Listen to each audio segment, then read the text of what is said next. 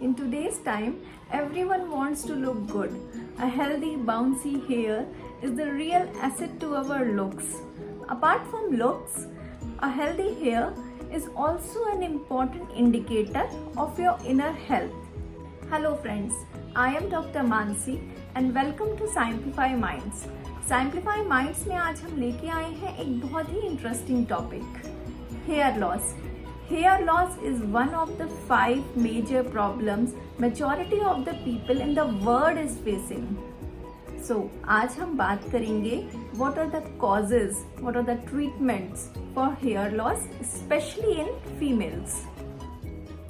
Normally, hairs अपनी ageing की वजह से भी शेड होते हैं.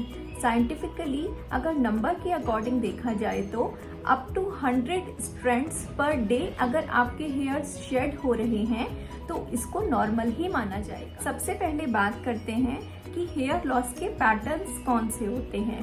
सबसे पहला पैटर्न होता है diffuse hair loss. Diffuse hair loss में क्या होता है कि आपके स्कैल्प से इवनली हेयर्स का लॉस होता है.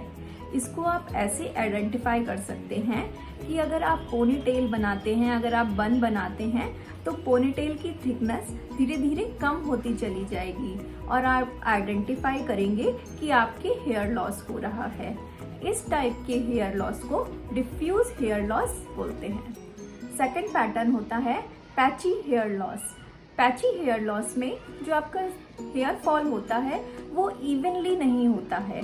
स्कैल्प में कुछ पोजीशंस पे मेजर हेयर फॉल होता है जिसकी वजह से बॉल्ड पैचेस बन जाते हैं. ये मेजरली थायराइड हार्मोन के फ्लक्चुएशंस की वजह से होता है और एक्यूट स्ट्रेस की वजह से भी हो जाता है. जब हमारी बॉडी बहुत दिनों तक हाई फीवर में रहती है, जैसे कि डेंगू में, टाइफाइड में, मलेरिया में और किसी भी वायरल डिजीज में, तो फिर जो हेयर्स होते हैं वो टीलोजन फेज में एंटर कर जाते हैं. सरल शब्दों में बोला जाए तो बालों की एजिंग हो जाती है. उस वजह से भी बाल एक्यूटली शेड होना स्टार्ट कर देते हैं. कई बार हमने देखा है कि हमें वायरल फीवर होता है और उस समय हमारा हेयर फॉल नहीं होता, लेकिन अराउंड 2 to 3 मंथ्स बाद हमारा अचानक से बहुत हेयर फॉल होने लगता है. ये इसी वजह से होता है. Even in pregnancy also deliver करने के 2 या 3 महीने बाद से हेयर शेड करना शुरू कर देते हैं. बट ये नॉर्मल होता है. ये इसलिए होता है कि ड्यूरिंग द प्रेगनेंसी और ड्यूरिंग हाई फीवर जो बाल होते हैं वो टीलोजन फेज में एंटर कर जाते हैं. समझा जाए तो उनकी एजिंग हो जाती है. Now let's talk about what are the causes of hair loss. I personally think causes को समझना सबसे इम्पॉर्टेंट होता है, क्योंकि अगर आप कॉजेज ऑफ हेयर लॉस अच्छी तरह समझ लेंगे तो ट्रीटमेंट समझना आपके लिए बहुत ही आसान हो जाएगा. The first and the foremost cause of hair fall are nutritional deficiencies. As we are focusing on hair loss in females, let us first talk about iron deficiency anemia. Females में periods के time पे blood loss बहुत ज़्यादा हो जाता है, जिसकी वजह से अगर वो अपनी डाइट में आयरन सफिशिएंट अमाउंट में नहीं लेती हैं तो उनकी बॉडी में आयरन की डेफिशिएंसी हो जाती है.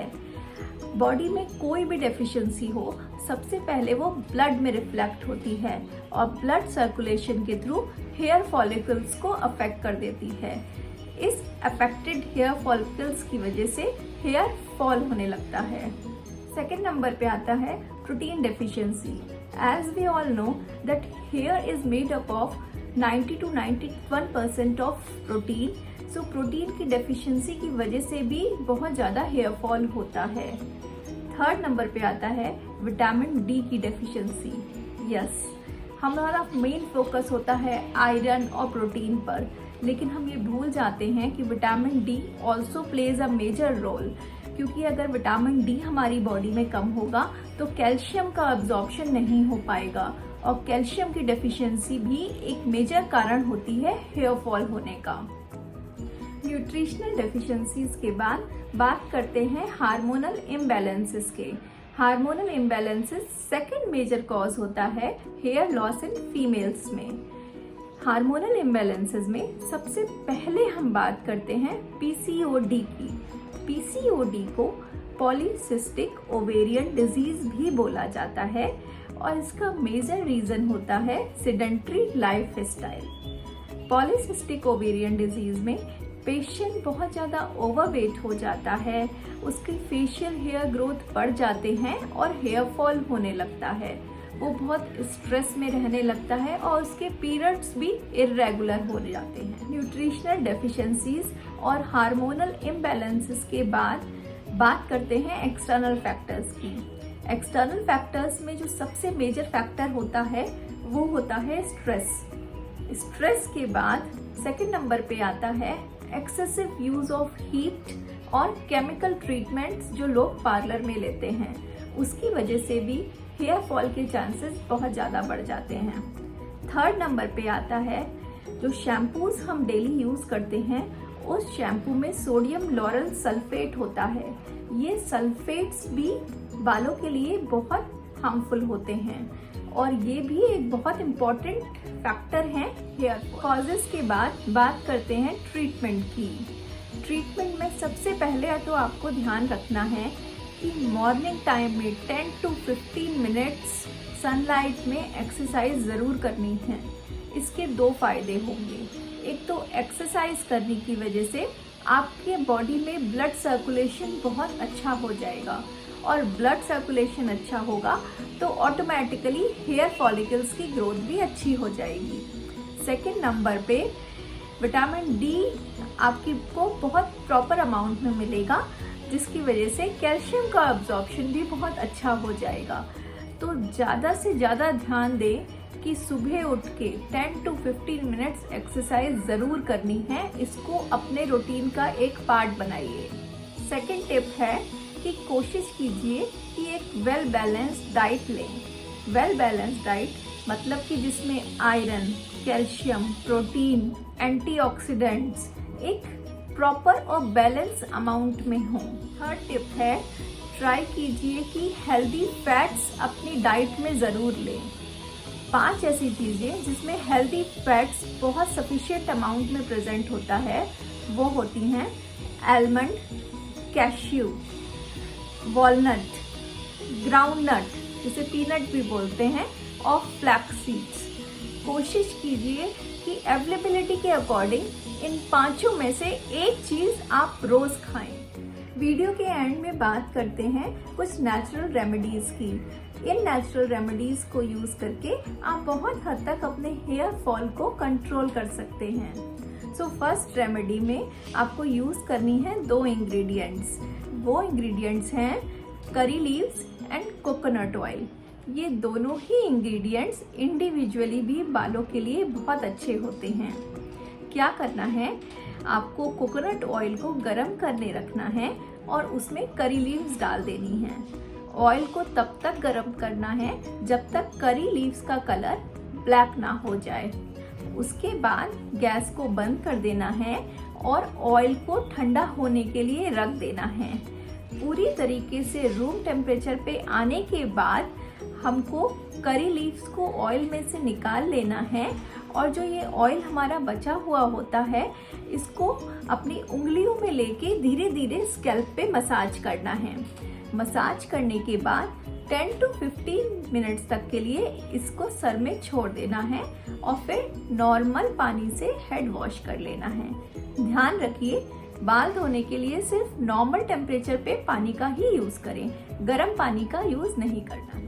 सेकेंड रेमेडी भी हमें यूज़ करना है एलोवेरा। एलोवेरा भी बालों के लिए एक वरदान ही होता है।